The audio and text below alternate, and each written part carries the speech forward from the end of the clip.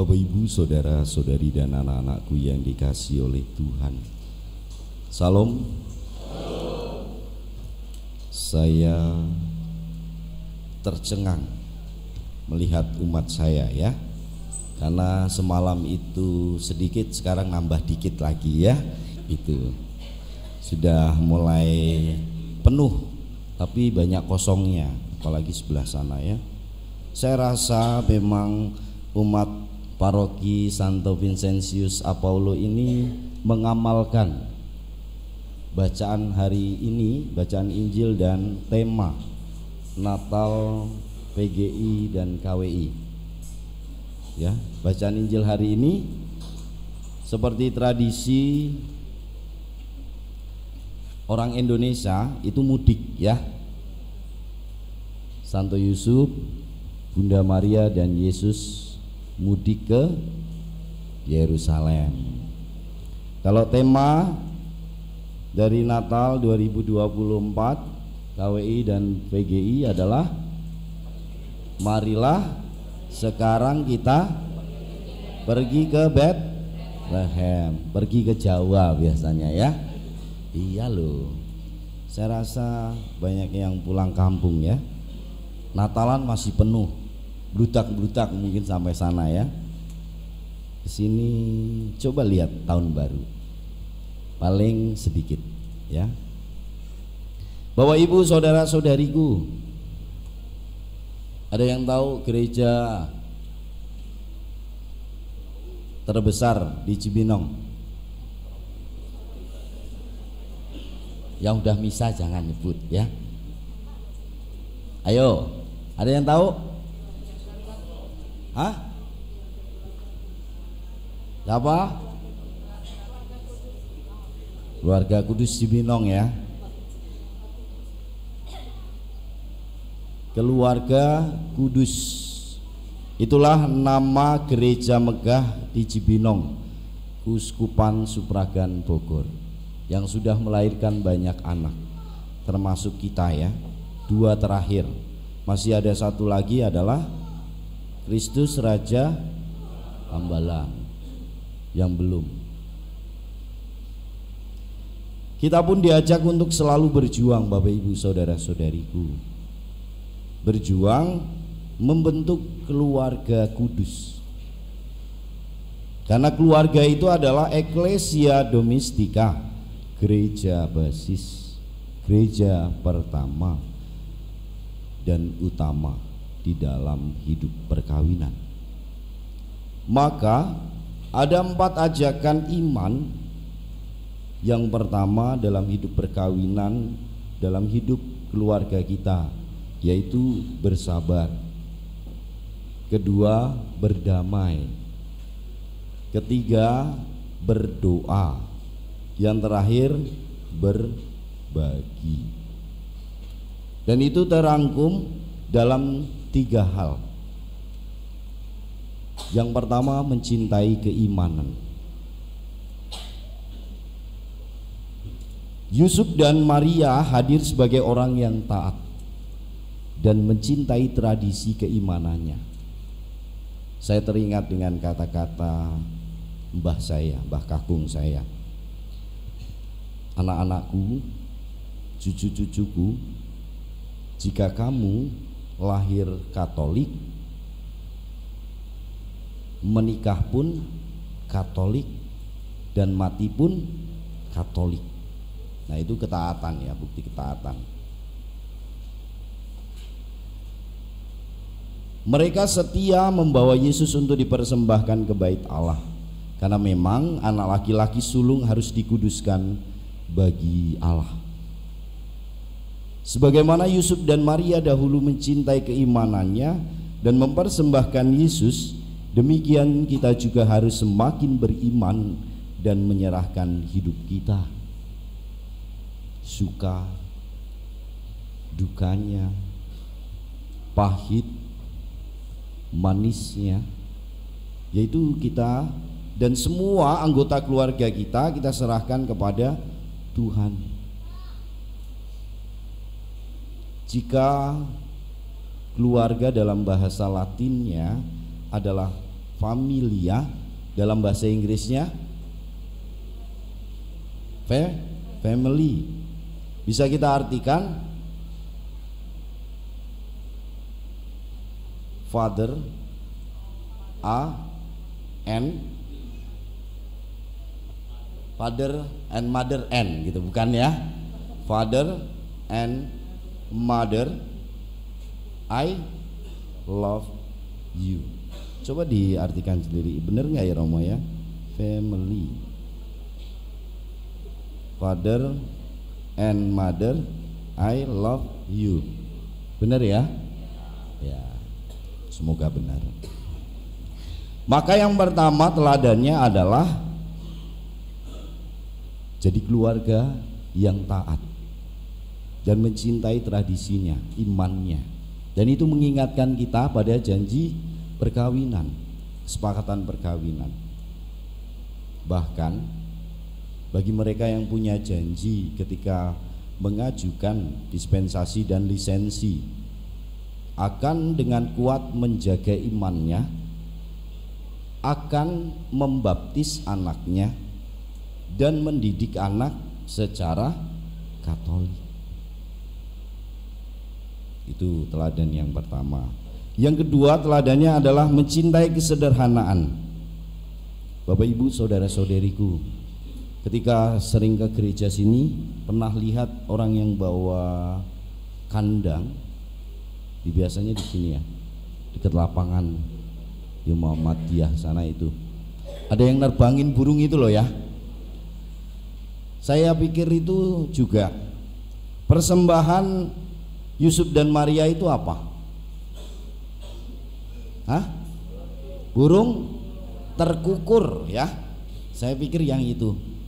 Sudah diterbangkan bang, sudah diterbangkan bang. Ternyata pakai handphone.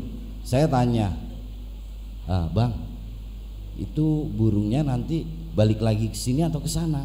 Ke sana bang. Oh bisa gitu? Bisa. Luar biasa ya, berarti sebelum ada pos mungkin burung itu, tapi bisa. Saya juga bertanya, kok bisa ya burung itu tahu alamatnya? Iya loh. Saya harus, karena hidup zaman dulu ya. Zaman sekarang kan ya ada pos, CNE, Lion Parcel dan lain-lainnya. Ya, mungkin kita bisa membayangkan seperti itu. Atau punya burung terkukur di rumah, bapak-bapak yang senang melihara burung? Gak ada ya? Ya, bahwa itu menunjukkan mereka itu adalah orang yang sederhana ya. Persembahan burung terkukur itu. Dengan kata lain, sejak awal Yesus telah digolongkan sebagai orang yang sederhana. Diajari sederhana oleh keluarganya, mencintai orang-orang yang sederhana. Buktinya apa Romo? Buktinya lihatlah Natal. Yesus lahir di kandang hewan dan juga dihadiri oleh para gembala yang sederhana, bukan orang-orang yang besar juga. Itu yang kedua. Maka keluarga kita pun diajak meneladan Santo Yusuf dan Bunda Maria untuk secara sederhana menjadi sederhana dan mencintai orang-orang sederhana. Dan yang ketiga adalah mencintai ketulusan.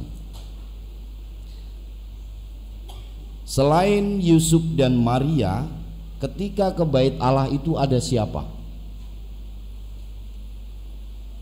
Ayo, biasanya kita peringati itu Februari.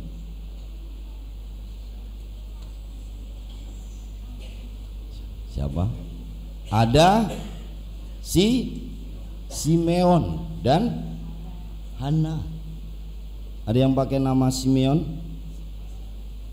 Hana? Gak ada ya. Saat itu mereka adalah orang-orang yang benar tulus, dan itu ada dalam Injil Lukas bab 1 ayat 6. Dalam terjemahan dari kata Yunani dikaios. Ibraninya yaser, lurus. Dalam perjanjian lama, Bapak Ibu saudara-saudariku, kata ini tidak hanya berarti kepatuhan pada perintah, tapi menunjukkan bahwa kita menjadi benar di hadapan Allah, baik dalam hati dan juga tindakan kita. Ini kebenaran yang datang dari hati berdasarkan iman yang benar kepada Allah serta kasih yang takut akan Allah, yang hidup menurut segala perintah dan ketetapan Tuhan. Maka keteladanan yang ketiga adalah mencintai ketulusan. Dari Santo Yusuf dan Bunda Maria. Bapak Ibu saudara-saudariku, hari ini bertepatan dengan pesta keluarga kudus dari Nazaret. Ada Santo Yusuf, Bunda Maria dan Yesus. Kita pun membuka tahun ini sebagai tahun Yubelium, tahun kerahiman Allah. Dan bagaimana itu kita satukan dalam keluarga kita. Pengampunan ilahi lahir dari diri kita. Maka coba saya tes, yang di sana duduknya sama istrinya ada? Gak ada, terpisah. Di sini nih ada yang duduk sama suaminya? Oh, suami istri, siap ya Pak. Sini ada. Bapak silahkan berdiri, Ibu silahkan berdiri. Ya, sini. Sebelah sini ada. Berdiri, silahkan itu. Nah, Bapak Frans ya. Sini ada. Ya. Berdiri yang punya pasangan berdekatan, coba saling berhadapan. Nah, beneran loh ini, beneran. Coba pegang tangannya. Cie. Beneran loh, senyum toh. Jangan ini loh, mukanya itu loh, senyum. Sekarang saya minta bapaknya mengucapkan I love you. Saya hitung ya, saya apa-apa. Udah lama banget setelah mengucapkan janji perkawinan dulu, mungkin malah ketika nembak ya. Sekarang sampai sudah lupa ya mengucapkan itu. Coba 1, 2, 3. Lalu sekarang gantian ibunya. Saya hitung dulu ya, sambil menatap matanya penuh dengan senyuman ya. Iya loh. Ya. 1, 2, 3. Coba dicium, ayo cium. Beneran loh, saya nggak apa-apa, cium ya. Nah, terima kasih, silakan kembali. Ya, kita kan mau meneladan keluarga kudus ya. Kalau yang belum keluarga ya jangan ya. Nanti kalau yang duduknya terpisah atau misalnya terpisah di rumah dipraktekkan ya. Beneran loh, sama yang punya pacar, I love you gitu ya. Bapak Ibu saudara-saudariku, ketika kita sudah diteladankan oleh keluarga kudus dari Nazaret dengan imannya, dengan kesederhanaan dan ketulusannya, kita juga diingatkan akan arti perkawinan sebagai sakramen, sakral. Allah mencintai umatnya, bangsa Israel.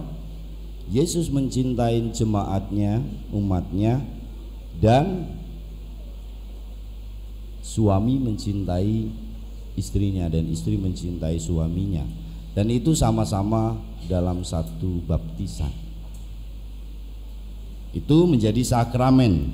Lalu tujuan perkawinan Katolik adalah kesejahteraan suami istri. Tidak lagi lo gue, kamu, aku, tapi kita, ya kita, ya kita, bukan lagi satu-satu, tapi kita. Itu diingatkan lagi tujuan perkawinan yang dulu diucapkan dalam kesepakatan perkawinan, atau kita menyebutnya janji suci, janji perkawinan. Lalu setelah itu adalah ratum and consumatum. Kalau frater sudah belajar, mungkin Pak Lemen juga tahu. Ratum itu diberkati dalam gereja. Konsumatum itu adalah hubungan suami istri. Dan tujuannya apa? Kelahiran anak. Kan tidak boleh menolak kelahiran anak. Dan yang terakhir adalah pendidikan anak, dibaptis dan dididik secara Katolik. Itu diingatkan tujuan perkawinan, ya.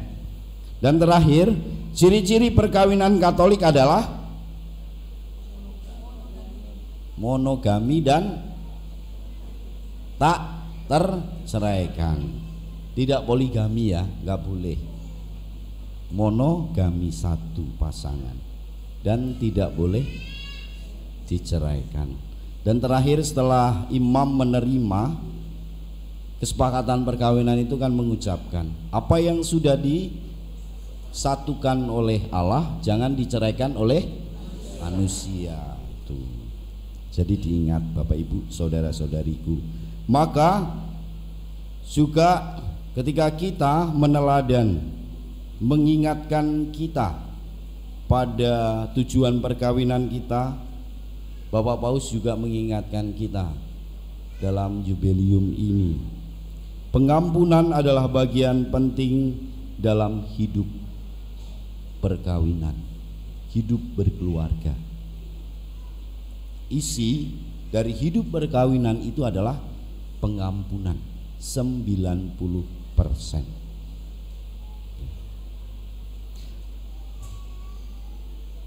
Tidak ada seorang pun dari kita yang sempurna. Kita lahir dari keluarga yang tidak sempurna. Kita saling menyakiti. Maka tidak ada jalan untuk hidup bahagia selain mengampuni. Dan ada 10 nasihat kepada pasangan suami istri dari Paus Fransiskus. Sesibuk apapun kamu, sediakan waktu untuk pasanganmu. Sesibuk apapun. Kedua, saling mendengarkan. Belajar untuk mendengar. Ketiga, saling menerima. Nobody perfect. Tidak ada yang sempurna dari diri kita. Karena tadi kita sama-sama, ya, bukan lagi saya di atas, kamu di bawah, tidak.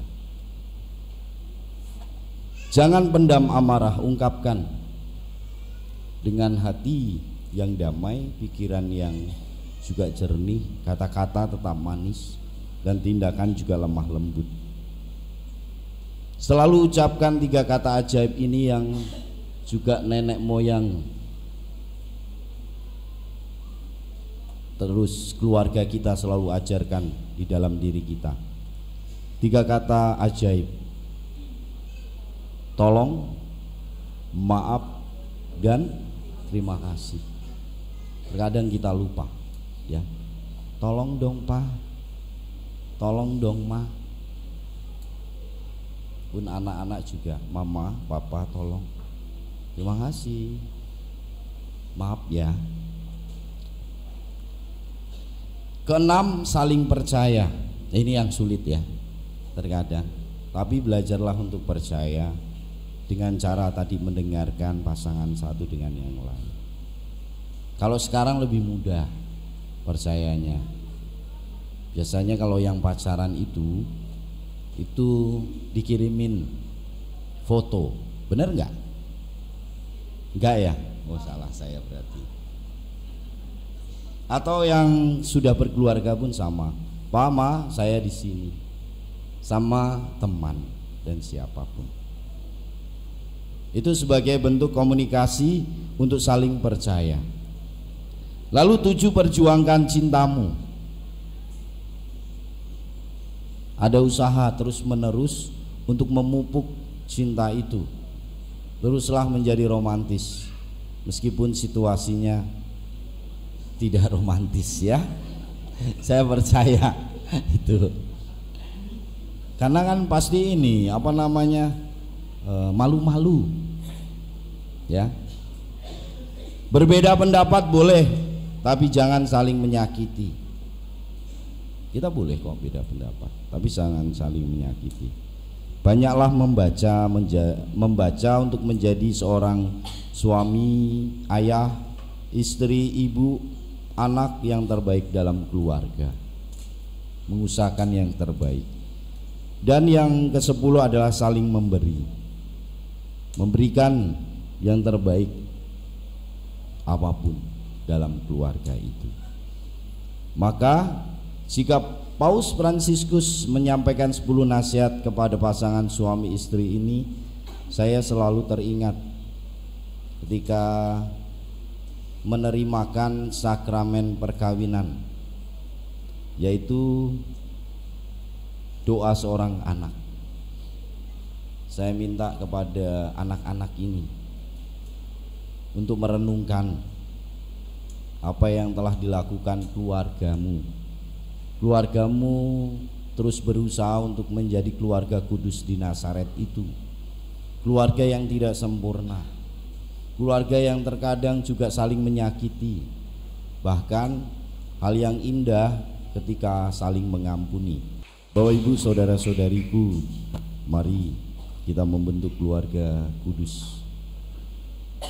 Di Nazaret itu ada dalam keluarga kita.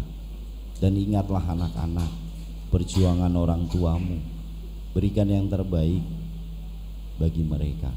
Dan ingat, cinta orang tua sepanjang masa, cinta anak sepanjang mata ya. Berikan yang terbaik ketika mata kita melihat, dan cinta orang tuamu selamanya itu sama, tidak akan pernah berubah dalam bentuk apapun. Maka itu untuk merenungkan dalam peristiwa pesta keluarga kudus dari Nazaret ini, dan juga jubileum, yaitu tahun kerahiman ilahi, tahun pengampunan. Maka nanti akan diserkan surat gembala, ada 4 lembar, dan itu bisa dibaca. Dan apa yang saya harus lakukan dalam tahun jubileum ini, seperti yang disampaikan oleh Bapak Uskup Monsinyur Paskalis Bruno Syukur. Tuhan memberkati.